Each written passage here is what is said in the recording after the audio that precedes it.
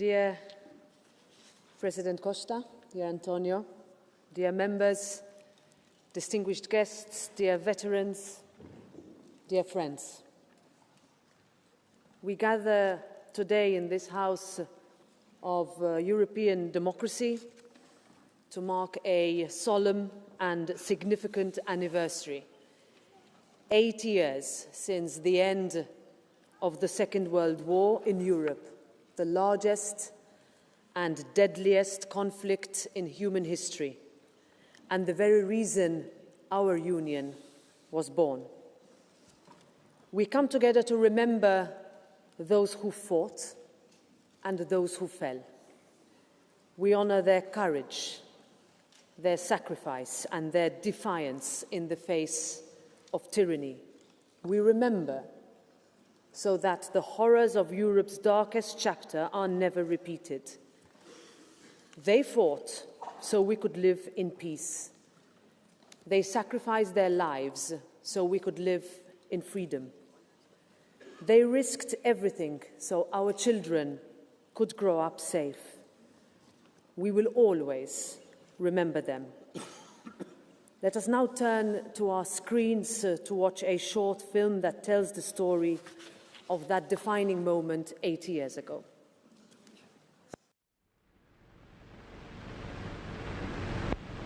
Hostilities will end officially at 1 minute after midnight tonight, Tuesday, the 8th of May.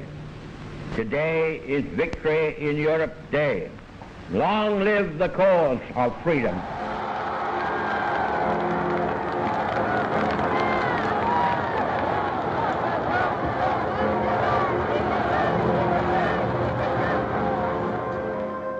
The world changed here. And though time has passed, the echoes of history reverberate still. These landscapes, these streets, carry the weight of history, where lives were changed forever and where Europe's future was shaped.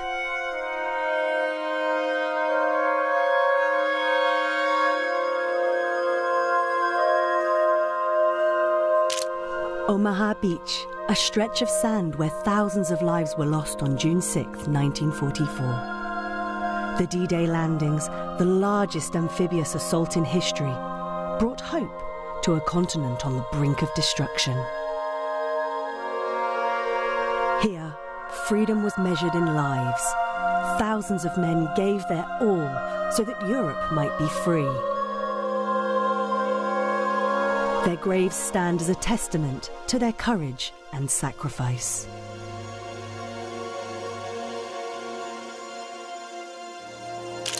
In Warsaw, the remains of these ghetto walls tell a tragic story of suffering, defiance, and resilience. A community that once housed thousands, whose lives were brutally stolen by hatred. The Ghetto Uprising in 1943 forever embodies resistance in the face of oppression. The heart of the city beats with the memory of those who survived, those who perished, and those who fought back against tyranny.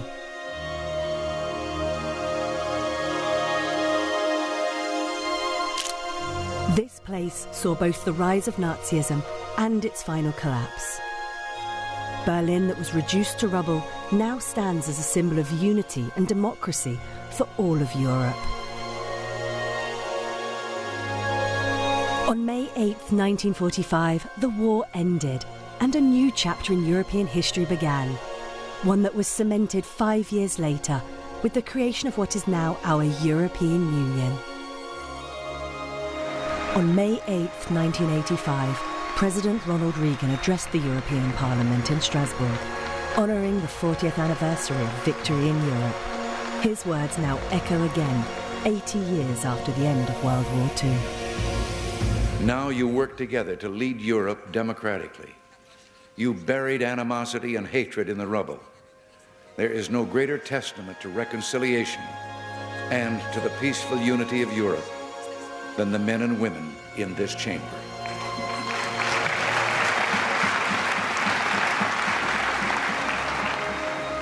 Today, we honour the veterans whose courage, sacrifice and spirit made that future possible. May we never forget, and may we continue to build a Europe of peace, hope, and unity.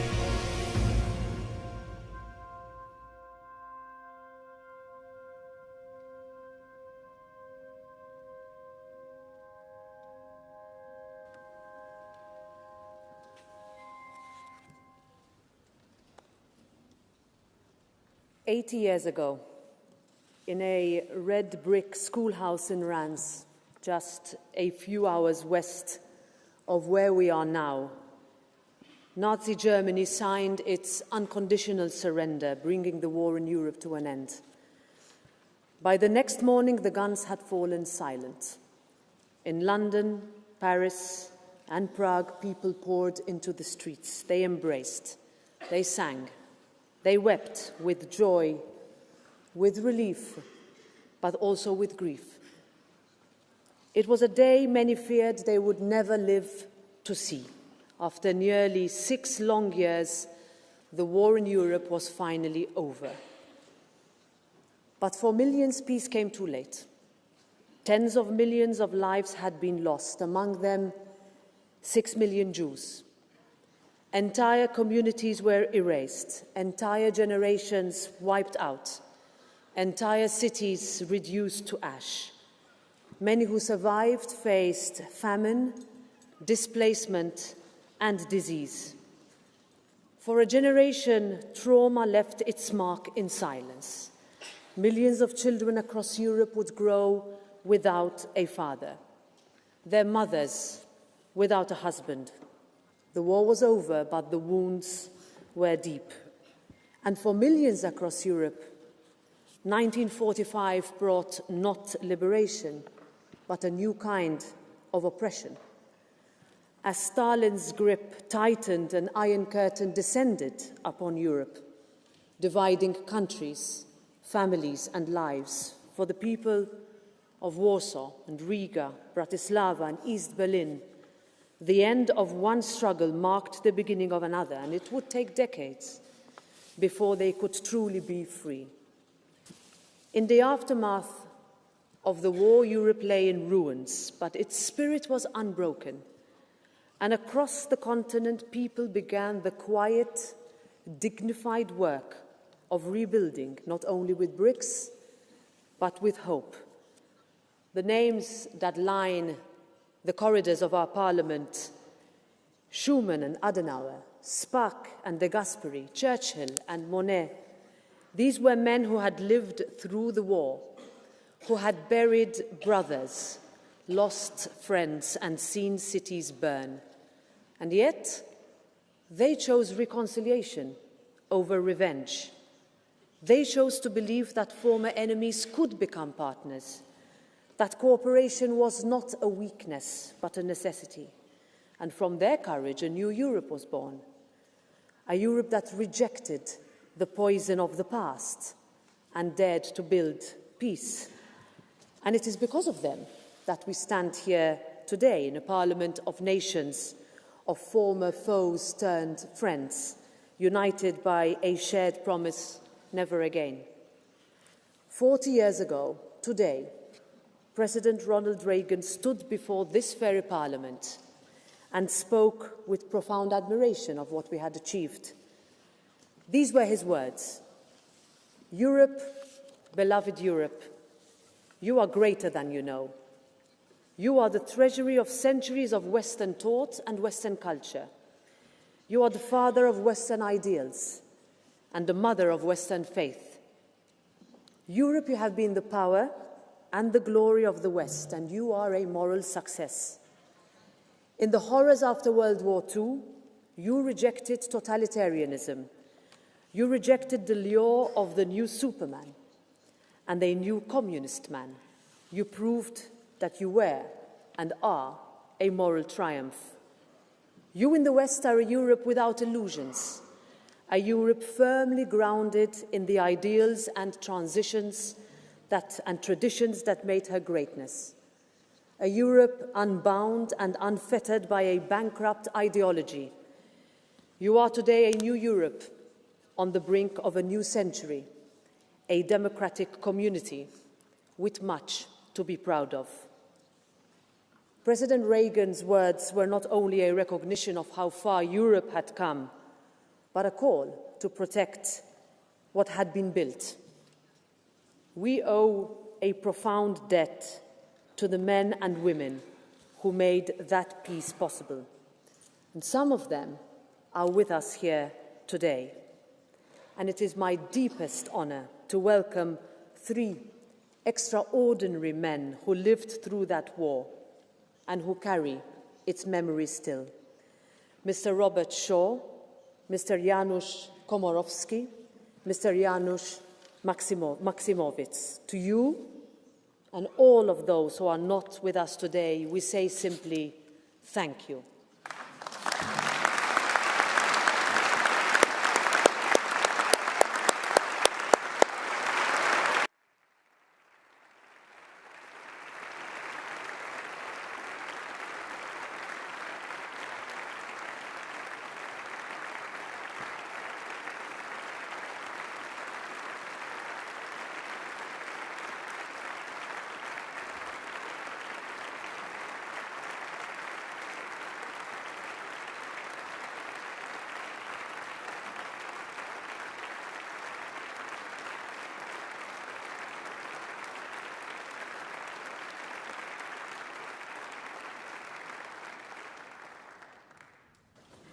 Your courage lit Europe's darkest hour.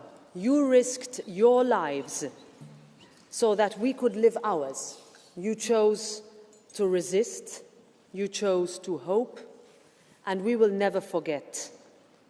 80 years have passed, but the story is not over. Once again, war has returned to our continent. Once again, cities are being bombed, civilians attacked, families torn apart. The people of Ukraine are fighting not only for their land, but for freedom, for sovereignty, for democracy, just as our parents and our grandparents once did. This Parliament will always stand with those who seek peace, with those for liberty. We stand against those who shatter it. We stand against tyranny. And the task before us today is the same as it was then, to honor memory, to protect democracy, to preserve peace, a peace that is just, real, and lasting. I now give the floor to the President of the European Council, dear Antonio. The floor is yours.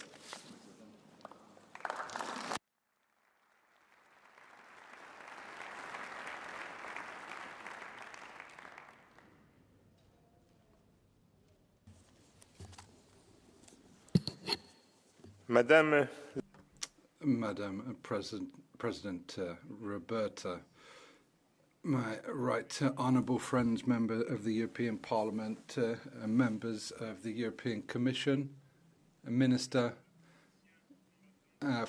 honourable former veterans of the Second World War, ladies and gentlemen. Today we celebrate the 80th anniversary of the ceasefire across Europe, putting an end to a war which destroyed our continent. It led to tens of millions of people losing their lives and ruined nations. We have veterans with us here today. You are the living witnesses of the horrors of war and also the resilience of human spirit. We pay homage to you, to your sacrifice, to your courage, to your commitment, which has been relentless in pursuit of peace.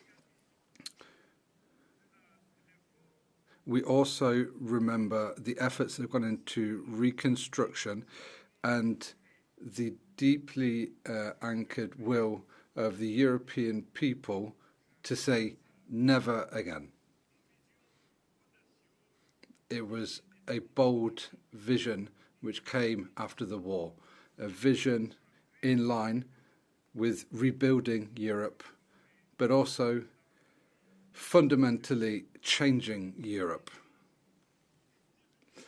This vision became what is today the European Union, one of the most successful peace projects in the history of humanity.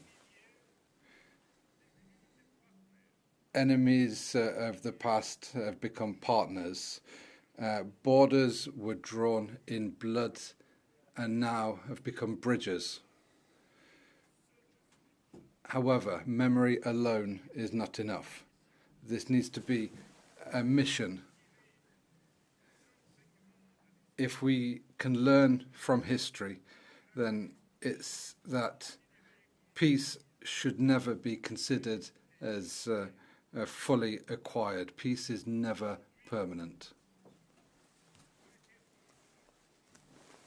Today, and what should be a day of peace, unfortunately, we cannot say that. We cannot celebrate full peace because war is back in Europe following the Russian invasion of Ukraine. This is a war against a sovereign nation, which constitutes a full attack against the rules-based order, against international law. This is an attack against international order which was built following the Second World War. This is why the European Union stands with Ukraine and has done since the first day, not only in its right to defend itself, but also in its right to a future without fear, a future of peace, a peace which cannot be reduced to a mere ceasefire, a peace that is not just a pause in hostilities, but true peace, true, a fair, long-lasting peace. Peace needs to be built on the ideas of sovereignty, territorial integrity, and international law. Your Excellencies, this war has already changed Europe. We cannot go back. Firstly, it has allowed us to strengthen our common defence policy, not with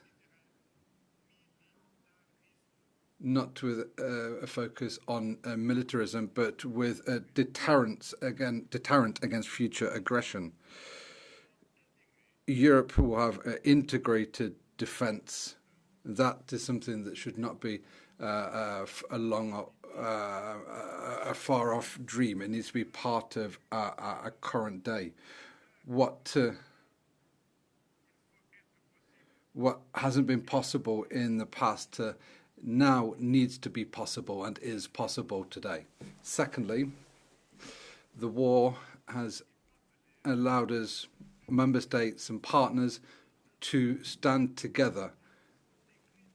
We can see the new higher levels of cooperation which have been achieved. Above all, this can be seen with our partnership with the United Kingdom, Norway, Iceland or Turkey. Now, more than ever, we stand united. Thirdly, this war has allowed us to speed up the enlargement to Western Balkans, Moldova and Ukraine. This is the best geopolitical investment that the European Union can make, looking for a stronger, safer and more democratic Europe. Defending the EU means we need to show our unity, our courage, and this is the only way of paying homage to those who have provided democracy and stability 80 years ago. Europe was not built as a memorial, but as a guarantor of future peace, a peace that cannot be reduced to the absence of war. Peace which is linked to justice, cooperation, democratic resilience and mutual respect. Peace is built on a daily basis via a dialogue between our shared institutions and a desire to see humanity triumph over our divisions. We need to ensure that this ceremony today is not merely a commemoration. However, this needs to be a true call to action, a call to renew our commitment to strengthen the European Union, a call to protect what has been built and with such effort and which can be lost so easily. To the veterans, thank you. Thank you for everything you've done. Thank you for your courage. Your commitment and your devotion is to freedom. And to all European citizens, we must never forget that peace is our heritage. However, it's also our responsibility. Let us celebrate and commemorate those who have fought for freedom in the past, and let us show solidarity with those who fight to defend freedom today. I'd like to come back to the words of Winston Churchill. Cause of freedom. Merci beaucoup.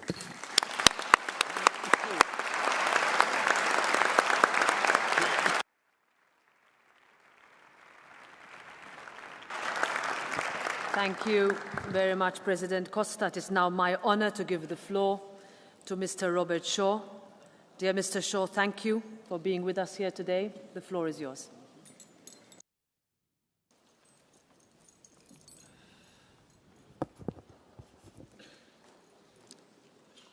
Il y a 80 years ago, the guns fell silent,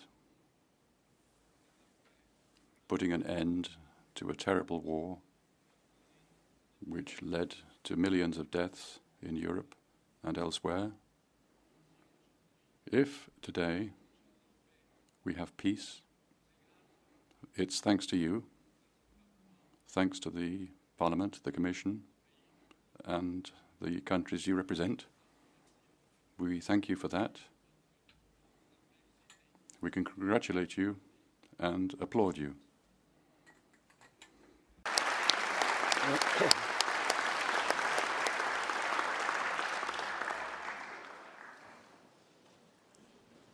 Qui suis-je? Who am I to stand before you today? In 1942, I was a young Belgian who thought he would do his duty. It felt natural. First of all in the resistance, then in a volunteer in the war, and then as a combatant with the 1st US Army. We arrived in Leipzig, where we met the Red Army. I don't have much else to say, just we can hope that thanks to you, peace will endure. But as Mr. Costa said, this peace is always unsure. There's always some clouds above our heads. Let's do all we can so that peace should reign forever in Europe. Thank you for listening to me.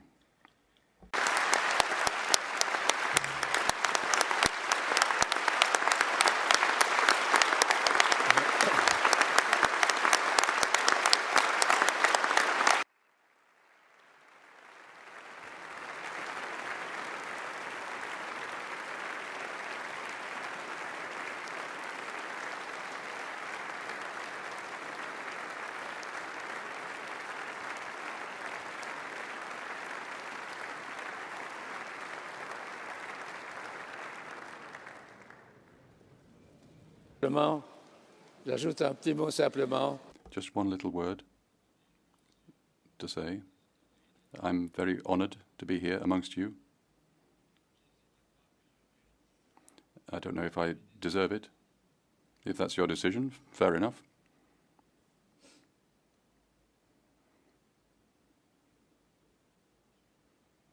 Not quite sure what I was about to say. My memory fails me. Thank you, in any case, for listening to me.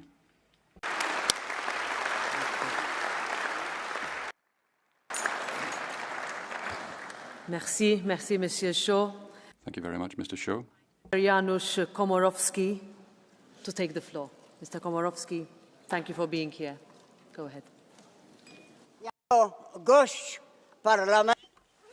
As a guest of the European Parliament, I would like to wholeheartedly welcome Madam President and Mr. President,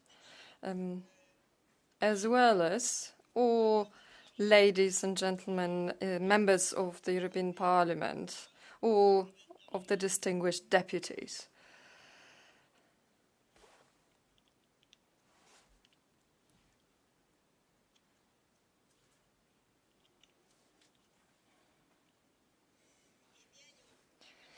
On behalf of the World Union of the Home Army Soldiers, I would like to thank you for the possibility to participate in the celebration to commemorate the 80th anniversary of the end of the Second World War in the European Parliament.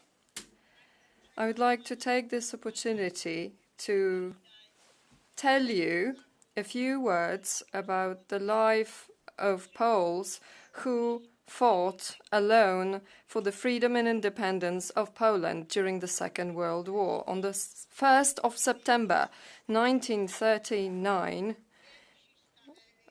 they were the first to fight Nazis in an uncompromising way, bearing on their shoulders the whole burden of the initial phase of the war.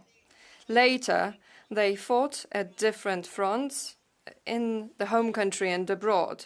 On the 1st of August 1944, the people of Warsaw and the Home Army started a courageous fight for the right of the Polish nation to exist. What was most beautiful in the insurgency ethos was the eager love for the homeland. We felt proud, and all the insurgents gave their all to the country. The Warsaw Uprising was a consequence of the great fight of Poles for national dignity and its due place among the nations of the world. We fought to live according to our own principles. On the 50th day of the Warsaw Uprising, the insurgency press wrote about the Home Army. The Home Army is the most wonderful army and the most strange army in the world. It combines everything that is best in Poland. The young men and women of Poland. It is the pride and the future of Poland. They have no names, they have no uniforms, and they have no government. Sometimes they even have no food. They are crazy in their courage, in their valor, and in their sacrifice. The army that doesn't sing but doesn't weep either. Poles who perished in battlefields gave away their lives not only for Poland, but for the freedom of other nations as well. They did it hoping that this time the brutal force of destructors would be defeated forever. The Second World War ended.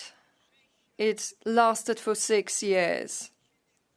72 nations participated in it. 110 million people got mobilized. Due to war atrocity, more than 50 million people perished. Poland lost 9 million. In the European Parliament, we ceremoniously commemorate the 80th anniversary of the end of the Second World War in order to thank that generation who lived in such difficult war conditions. I'm particularly happy that the European Parliament, thanks to their actions, has become the basis for peace, freedom, and democracy, and fights for those values staunchly. Long live members of the European Parliament. Thank you very much.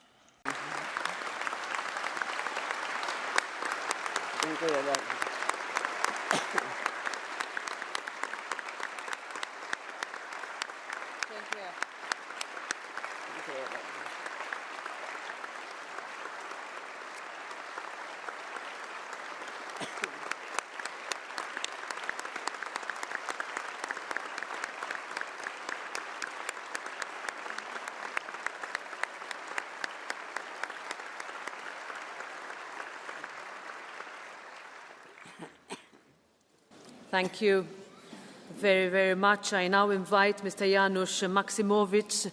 Thank you for being here with us today. The floor is yours.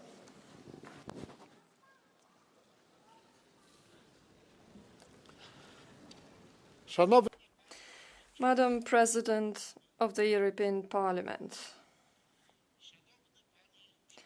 Mr. President of the European Council, members of the European Parliament, distinguished participants in today's commemorative session. I would like to thank Madam President of the European Parliament for inviting me to participate in today's ceremonious session. I feel privileged that I am a participant in this solemn ceremony. Today we stand here in the symbolic place right in the heart of the United Europe as witnesses of history.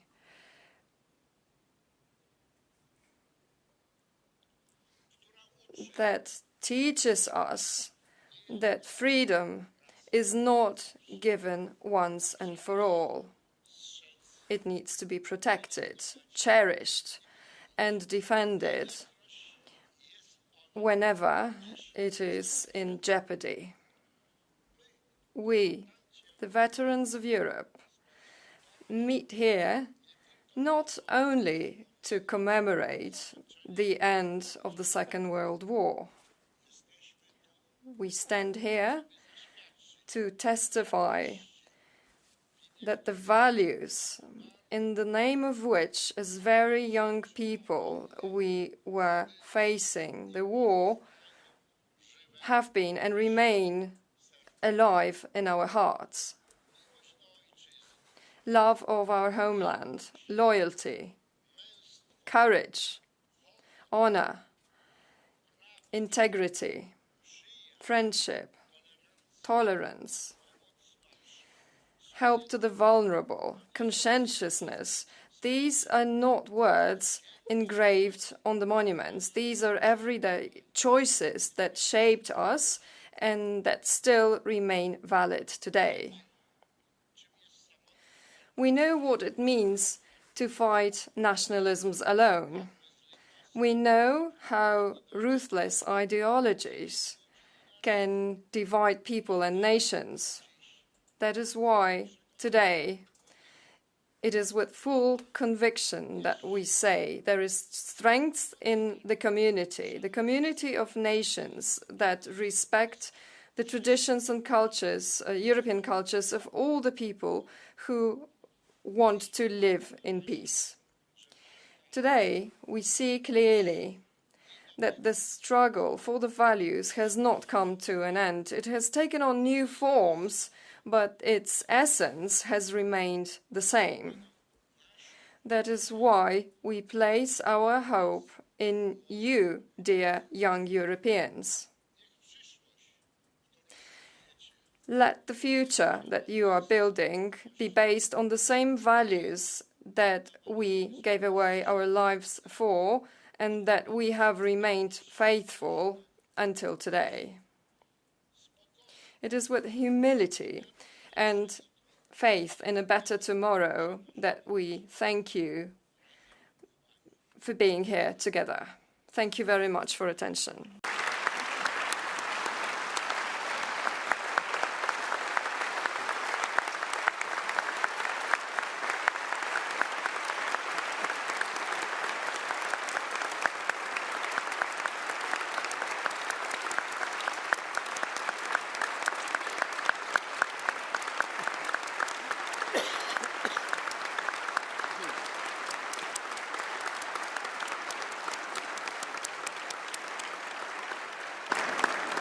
Thank you very much. Can I ask you to remain standing now for the European anthem?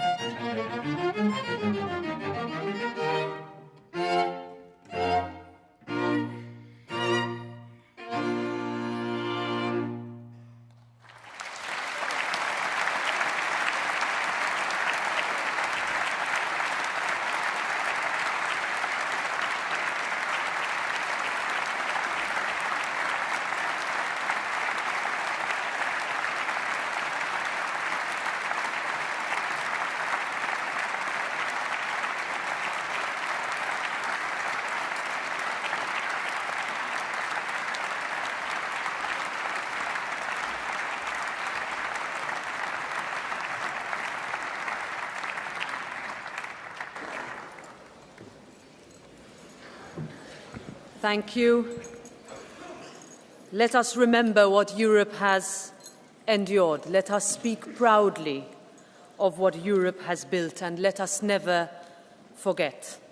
The most powerful tribute to those who fell lies not only in remembrance, but in resolve, in the choices we make, in the values we defend, in the peace that we seek. Thank you.